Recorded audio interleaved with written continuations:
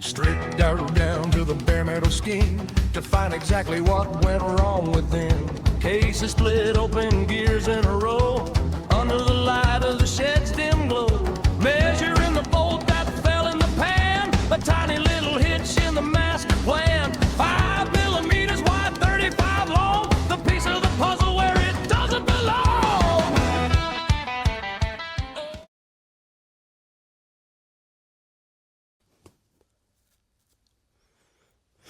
Okay, there's a couple of things it says to note before reassemble.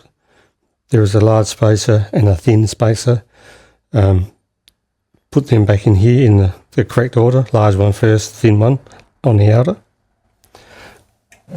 And then on this, in here,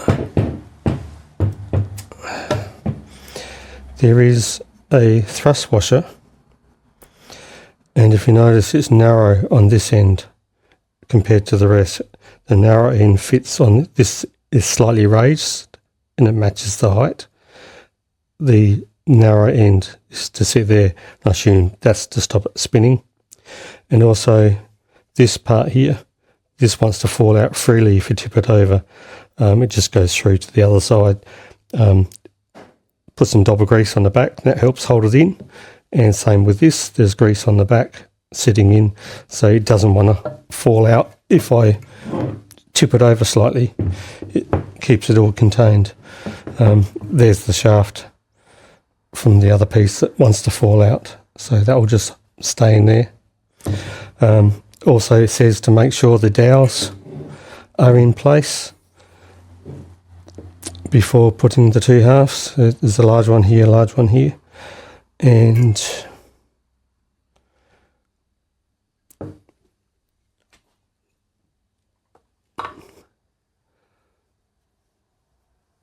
it looks like everything's ready to go back. I'm sitting the piston down out of the way so that it won't catch when I go to slide it together. Yes, so there's the piece of timber, and there's a lump right next to the drain plug, and the drain plug itself sticks slightly proud. So I just set that back from this edge so that when I go to slide it on, this is not dragging on the